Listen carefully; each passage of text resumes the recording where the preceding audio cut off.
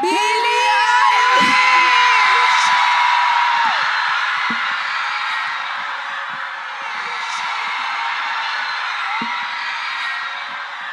Hello!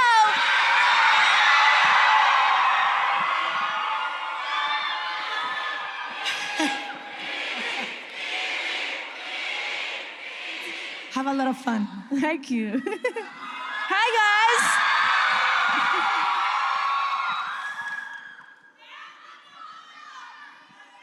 Yo, Billie.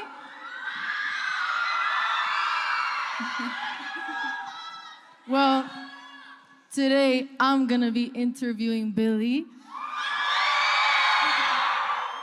And hopefully I'll be getting to read some questions you guys had for her too. So thank you for having me. I'm super excited. You. Yeah. Guys, how cool is it? It's so good to see you guys again. You're very in the dark, but I can feel you. I miss you so much. How you doing? Good. Well, first of all, I think it's so cool, like this fan experience and this dynamic. This is something I would definitely do. You know, like I try to avoid medias or like interviews, and sometimes, you know, maybe you understand that, and it's so cool that you get to like do both at the same time and get to connect with the fans in a different way other than simply being on stage or social media. And it's so cool that you just got them to be a part of this. So I'm excited to be a part of this as well. I did some homework. I did some homework, and I think I have some questions that I'm genuinely curious to know about. I think I'm just gonna dive into this. Please. This is the one I'm most curious about. When you're recording, is Shark around? Sometimes, yeah. It depends. My brother, Shark really annoys my brother. Really? Yeah, because Shark is very anxious, and he makes a lot of, he like cries a lot. No. And he likes to have all the doors open so he can go anywhere he'd like. Roam around. He likes to roam around. So he can be a little high maintenance, and that pisses Finneas off, but anytime I record, he's always there. I love that. But he snores. He really loud. snores? He snores. That's hilarious. Have you ever like recorded something with him snoring? Yes.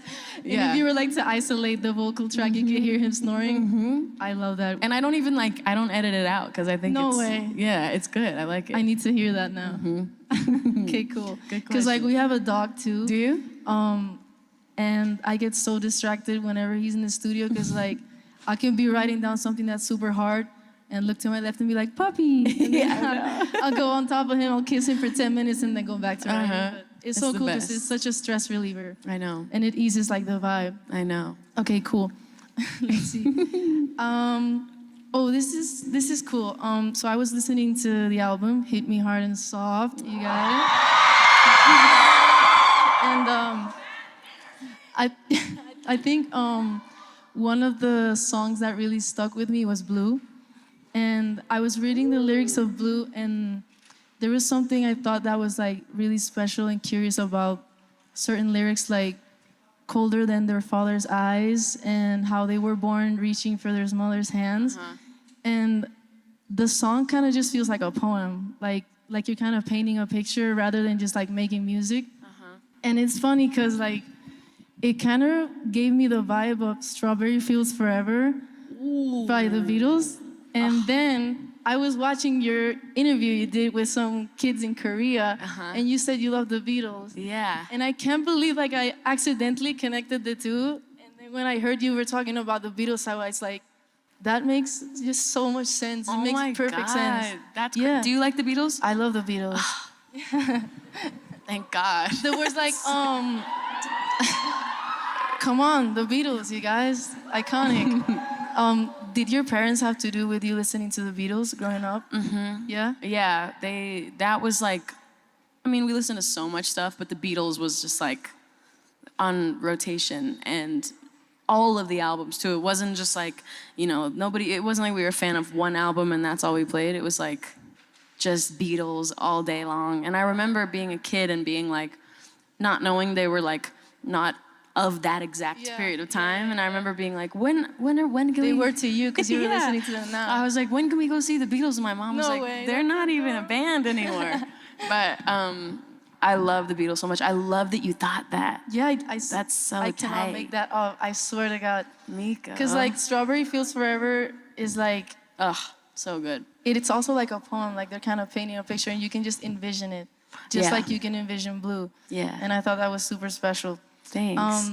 When you put out Ocean Eyes, you were 13, 14 years old, right? And I thought it was super impactful how even at the age of like 13 and 14, people thought you were so like solid with your own sound and how you felt on a track. If you fast forward to now to you're 22, right? Do you still feel like you discover new things about yourself when you're recording and sounds? Constantly. Constantly, right? I mean, like, you never stop learning, right? For sure. Yeah, it is. That is what's funny about having made the music that I started out with when I was like so young, because I had no idea what I was doing. I think that was part of why it kind of worked, though, because I really didn't know what I was doing, and I had like no sort of, my brother and I had like no training or anything. But I think like I never stop learning, and I feel like I'm only just now finally starting to kind of know how to do it. Like I feel like every single time I make something, I'm like learning something new, and I'm doing it in a different way, and I'm thinking of it in a different way. And I think that's one of the most fun parts about making music, is that you're constantly learning stuff, and it's like you never really master it. You master like the certain parts, but then there's just like always more. Do you feel that way? I 100% feel that way, and it's like, because it's the process just any person goes through, just like getting to know yourself and like growing, and your tastes change. Yeah. And suddenly you want to wear a bandana, and then you're like, why did I wear that bandana? You know? But like, Yeah. I think the difference for us is just that it just happens in front of cameras, and like we kind of like cement in history, or like plant in history our whole evolution and the process of it. Yeah. But I think that's why like fans, especially your fans, have connected so much with you, because like I know it can maybe sound tacky, but it's the truth. They really did get to see you grow up, and some of them grew up with you. With me, yeah. Yeah, and that's like super special, and I think that's also why anytime you put something out, at least I felt this way when I listened to this album. I definitely felt you were more Billie than ever. Right? Like, yeah. Thanks. And I think that's super special, and I bet that also excites you for like the tour. Oh my God, it's so exciting. I really can't wait. It's always, I mean, I'm sure you experience this too, that music it translates so differently live than when you make it. And I feel like it's always different than I expect, and it's like always a fun little challenge every time I do a show, or every time I do a new song live, because I'm like, I have no idea how this is gonna feel. And sometimes it's more exciting than you thought, and sometimes it's like less exciting than you thought. Yeah. And so I'm really excited to take all these, it's 10 brand new songs and do them live. I think like also when we were writing the album, we did a lot of thinking about like How it would performing be them. live. Yeah, how it would be live. So to get to do that is gonna be so cool. And it's like a new tour. Every time I do a new tour, it's like a whole new world, and I'm excited. It feels like a lifetime ago. I know. Right? I know. Like it feels like almost like another life. And I think what's most exciting, at least to me, like when you're on like a brand new tour, it's just like the element of surprise too, because you sometimes you can kind of get a gut feeling of what songs are gonna be the most special Yeah. with the crowd, but there's always that one song that just takes you by surprise. I know, every time. I feel like that with just music in general when I put it out too. Yeah. Like, do you have that where you put something out and you either, like an album or something, and there's always a song that does really well that you didn't think would. 100%. It's so weird. They Te love amo, you. te amo, te amo. So do you like make music without Finneas? I do write on my own.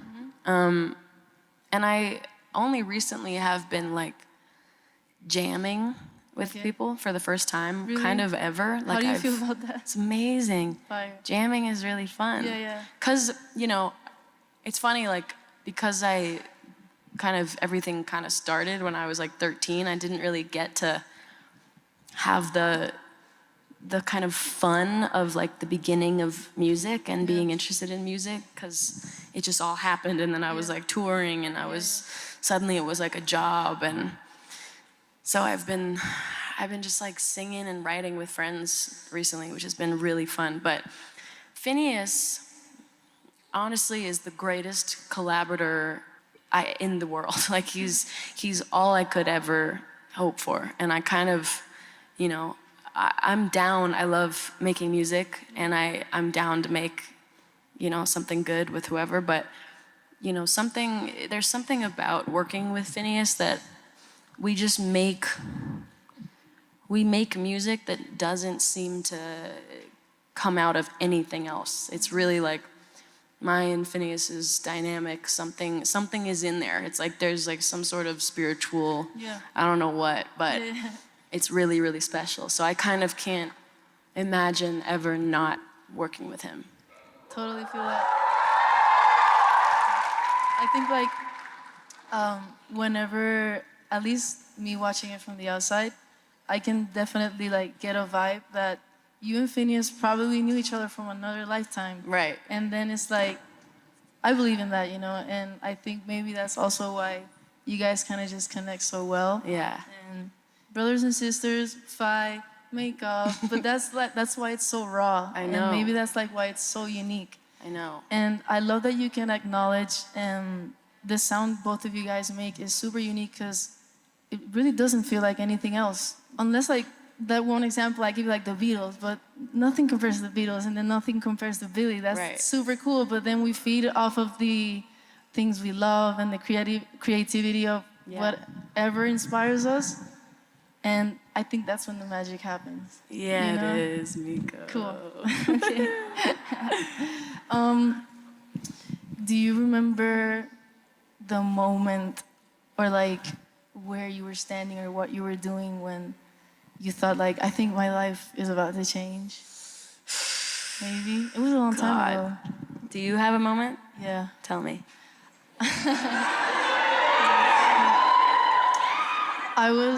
So there's this like pretty popular mall in Puerto Rico. I had recently put out a song, and it was doing pretty well, but I don't go out a lot. And I think that happens to a lot of artists, where you don't really know what's going on in the streets until you step out, or somebody tells you. Yeah. I think I wanted to go to like Paxson or some store like that. And I was with Mari, she's my sister, she's my manager, and at the moment I walked into one of the stores, I felt like a lot of people were looking at me, and I thought I had something in my face. And I was looking at her, and I'm like, do I have something in my teeth? Or like, do I look funny? She's like, no, I don't know what's going on. And then somebody was like, hi, can I take a picture? And I'm like, oh shit, cool, yeah. And then it turned into almost like a meet and greet at the mall, and then it became a little dangerous. Like she was looking at me like, I think we need to go. And I'm like, yeah, I think we need to go. And that was, I think, almost 2 years ago now. Whoa. And I remember like getting in the car with her and telling her like, I think this is my last summer, like just like being myself, or like, I get to be myself, but Yeah, but the freedom is a little yeah. a little gone. I think this is the last summer I'm like gonna be a normal Anonymous. person. It's cool that I get to remember that. I kind of like hug it, Yeah. Yeah. My moment, it happened kind of gradually. Like, the moment I remember, the first like person that wanted a photo, that was definitely weird. I remember being like, what the fuck? Why? I think I was 14, and I was doing a photo shoot for Teen Vogue. So things were already, happening, but I thought it was gonna be like a little moment of my life, a little blip of like, this is my moment of fame. And then I remember this like car pulled up. We were like shooting on the side of the road, and this car pulled up, and like this girl got out, and she just stood there looking at me, and I was like, hello? And then she was like, can I have a photo? And I was like, me? For what? For like, in front of this build, do you want me to take a photo of you? And she was like, no, like with you. And I was like, why? That's hilarious. I just didn't understand. Yeah. And then over that year, that was like 2016, I think, or 2017. And then it was like anytime, I would still live normally. I would like go out and, not go out, but like, I know go what to you the, mean. go outside, go around the neighborhood and like go to the mall and whatever. And it was like, it became this thing where it was like every couple groups, there was like a couple people, and I got used to that for a second. Not really, it was crazy to me, but it wasn't that insane. Like it was a couple. And then I went on this, like my first tour, and I think it was like a laneway tour in like Australia. And I came back, and I remember I'd been gone for like probably a month or two. And I went to hang out with a friend and like go ice skating. And I remember it was similar, like I walked in and it was like every head turned, and I was kind of thought something was wrong or thought I looked weird. And then I was sitting there and everybody was looking at me and taking photos of me, and I was like 15 or 14, and I was like, what is going on? And then it was like, there was like a school field trip or something, and then suddenly there was like 100 kids like surrounding me, and I was just like completely stuck in this like enormous, like, and I had no idea what was going on. And of course I didn't have security. I was just like a kid with my friend. Yeah, and so that was definitely like, I was like, oh, this is a lot bigger than I thought it was. It's like a moment of realization. I know, because I'd also like been gone for a couple months, so I think while I was gone, things are brewing back home. Things are changing. Yeah, it's crazy. Have you ever like stepped out somewhere like in a disguise, or have you wanted to?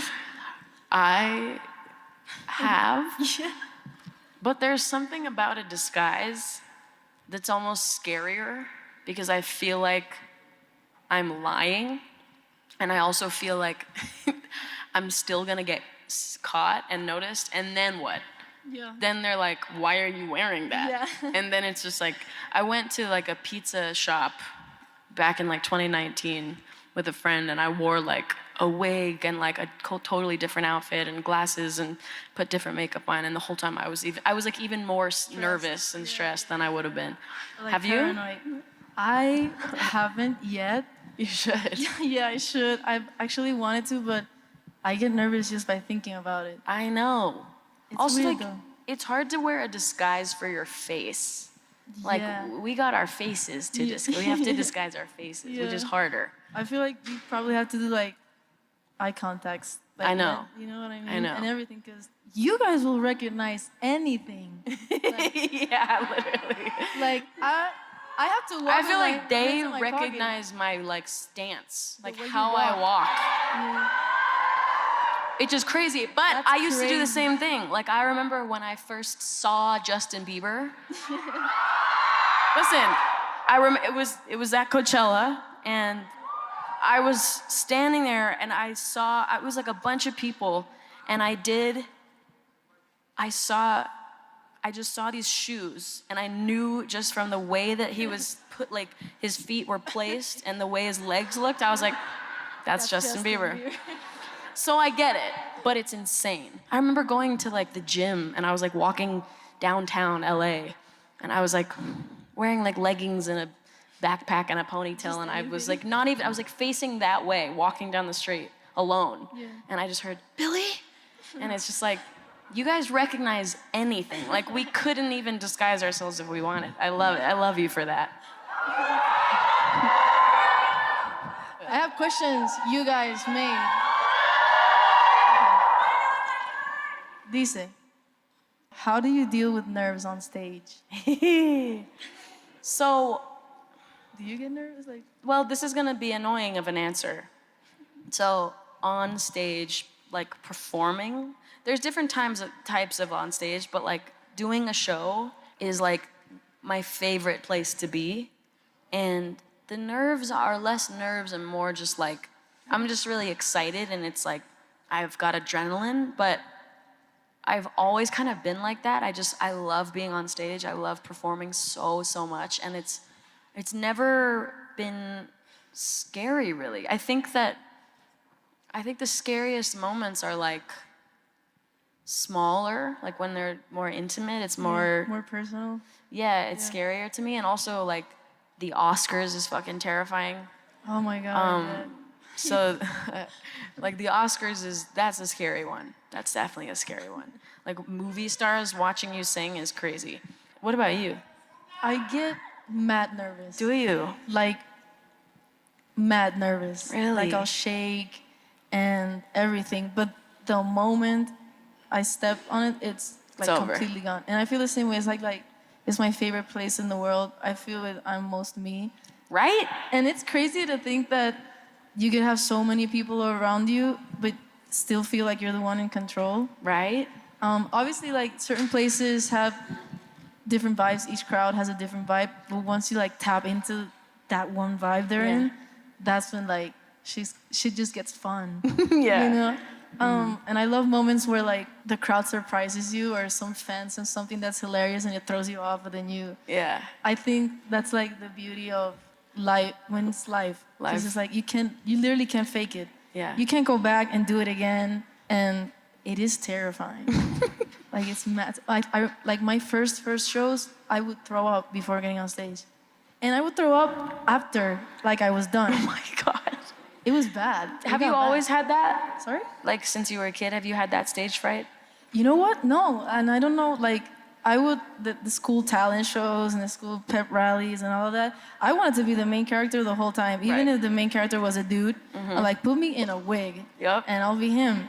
And I would do anything. And like I was kind of like the class clown, and I know I don't look like it, but I kind of was, and I was always pretty loud and shit. And then suddenly somebody gives me a mic in a big crowd that actually wants to like listen to something I'm saying, and then I don't know why it's like so nerve-wracking to me. Yeah, it's a lot. Especially like if my parents are there, I'm like, no, mom, don't come to my show.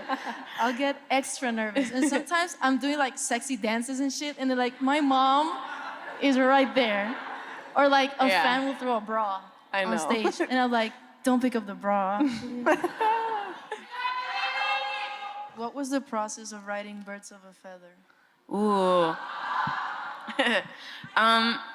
The process was in like, I think it was like February like 16th or 17th of 2023. I had this like crazy feeling of needing to write a song that was this kind of reaching song. It's a pretty vulnerable song. Yeah, and as soon as I started writing it, Finneas and I had to put a little twist on it. So we basically just wrote a whole song about dying. And it's like sort of a love song, but also about dying, because that's just how we go. And then we wrote like half of it, I think. Then, honestly, then we came back, we wrote the rest in like the next week, and we had the full song done. And then I just kind of couldn't listen to it for a while because of some stuff that was going on. And then many months later, came back to it, and honestly, it took like so many trying different things, and I don't, there was something off about it for a long time that I couldn't kind of figure out. And then we added stuff, we took stuff away, we changed the production, we changed the lyrics, and like I kept being like, something is wrong. And I actually remember that the last time I was here, which was like almost a year and a half ago, remember? We were working on it on that trip, and I remember Finneas and I like in the car, like to and from the festivals, like trying to figure it out, like on the computer in the back of the car. And eventually, we just took all that stupid shit out that we added back in, and then we went back to kind of how we originally had it, which it turned out was just as good as it needed to be. Sometimes you overthink stuff, and then you realize that you didn't need to. And then I fell in love with it again, so there you go. I love that. Sometimes you work on a song so much and you make 15 versions of the song. It can be like bittersweet, like frustrating, but at the same time pretty rewarding when you end up using the original one you had after you made like 15. That's so annoying. You were singing the song in your sleep. Yeah. You're like looking for inspiration out of thin air to do something to the track. But sometimes one needs to go through the 15 versions to appreciate the one, you know? I know. Do you like if you were to go into the studio today and record a song and then you really like it, do you listen to it the whole week or you try to? I play it nonstop all day, every day. It's weird. Like honestly, I was thinking about this the other day because Finneas and I just made a little song and we were like, this was like 3 days ago we made something, and then the next day I was sitting on the bathroom floor organizing my bag and I played it probably like 30 times in a row. Yeah. And I was like, wow, I'm so glad no one else is here because they would think I'm going What is insane. wrong with her? Yeah. But that's just how it is. It's honestly, it's like my favorite part about making music is like the drive to and from the studio, For sure. listening to and it. like it's so magical to like really fall in love with something that you did, I know. and it's so rewarding like when you actually get to put it out. Yeah. When it's live, you get to see their body language. Even small details like, oh, she closed her eyes for this one song. That's super special. I know. Okay, so we got one more question to go. Yeah. Sorry, guys. Everybody, make some noise for young MIKO for doing this. So cool. Thank you so much for having me. This was super fun. Pa' Billie también, que vino para acá.